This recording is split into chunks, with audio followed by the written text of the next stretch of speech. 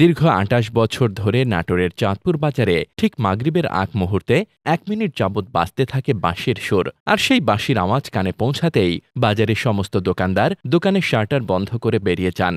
মুসলিম, হিন্দু, বৌদ্ধ সহ সকল ধর্মের মানুষেরাই যুগের পর যুগ এই নিয়ম পালন করে আসছে। চাঁদপুর বাজারের এই অনন্য দৃশ্য দেখলে যে কোনো মানুষের মনে প্রশ্ন জাগবে, কি এমন আছে এই বাঁশির আহ্বানে যে শত ব্যস্ততায়ও দোকানিরা তাদের দোকান বন্ধ করে চলে যায়? নলডাঙ্গার খাজুরা ইউনিয়নের হালুতিবিলের কোণে অবস্থিত চাঁদপুর বাজার ৯৬টি দোকান নিয়ে গড়ে ওঠা এই বাজার প্রতিদিন সন্ধ্যায় জমে ওঠে ক্রেতা বিক্রেতাদের ভিড়ে। ব্যবসায়ীরা যখন ক্রেতাদের সঙ্গে দর কষাকষিতে ব্যস্ত, ঠিক তখনই ভেসে আসে একটানা বাঁশির সুর। মাত্র ১ মিনিটের সেই ধ্বনি মুহূর্তে বদলে দেয় পুরো বাজারের পরিবেশ।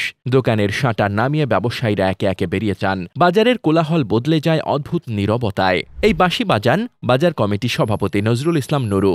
দীর্ঘদিন ধরে তিনি প্রতিদিন এই দায়িত্ব পালন করছেন। তার বাজানো বাঁশি মূলত নামাজের আগমনী বার্তা। তবে এটি কেবল একটি ধর্মীয় আহ্বানেই সীমাবদ্ধ নয়, বরং হয়ে উঠেছে সামাজিক মিলন আর সহাবস্থানের প্রতীক। এলাকাবাসীর কাছে তিনি শুধু একজন সংগঠক নন, সম্প্রীতির বার্তাবাহক হিসেবেও পরিচিত। স্থানীয় ব্যবসায়ী তরিকুল ইসলাম এবং খোরশেদ হোসেন সহ অনেকেই জানান, প্রায় ৩ দশক ধরে প্রতিদিন এই নিয়মের পুনরাবৃত্তি ঘটে। তারা গর্ব করে বলেন, চাঁদপুর বাজারের এই চর্চা মানুষকে একত্র করে। মুসলিমরা যেমন নামাজের জন্য দোকান বন্ধ করেন, হিন্দু দোকানিরাও সমান উৎসাহের শাটার নামান। কেউই মনে করেন না এটি আলাদা কোনো চাপ, বরং তারা বিশ্বাস করেন একে অপরের বিশ্বাসকে সম্মান জানানোর মধ্যেই রয়েছে প্রকৃত ভ্রাতৃত্বের সৌন্দর্য।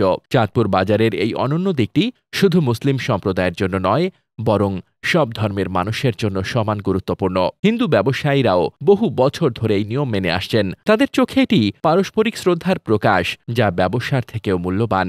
বাজারে আসা পথচারীরাও প্রায়শই বিস্মিত হয়ে যান যখন দেখেন এক বাঁশির সুরেই শত দোকান একই সঙ্গে বন্ধ হয়ে যাচ্ছে।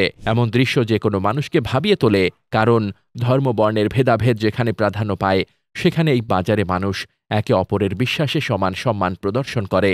নজরুল ইসলাম নুরু নিজেও বলেন, বাঁশির শব্দ শুধু নামাজের ডাক নয়, বরং মিলনের প্রতীক। তার কাছে এই দায়িত্ব কেবল একটি কাজ নয়, বরং ঐতিহাসিক দায়িত্ব।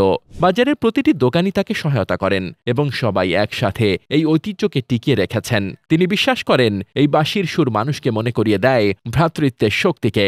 স্থানীয় সচেতন মহল মনে করেন, চাঁদপুর বাজার আজ ধর্মীয় সম্প্রীতির এক জীবন্ত প্রতীক। এখানে মানুষ ধর্মবর্ণের ঊর্ধ্বে উঠে একে অপরের প্রতি যে শ্রদ্ধা প্রদর্শন করে, তা অন্য কোথাও খুব কমই দেখা যায়। এই নিয়ম এখন শুধু নামাজের আগমনী বার্তা নয়, বরং ভ্রাতৃত্ব আর পারস্পরিক সহাবস্থানের প্রতীক হয়ে উঠেছে।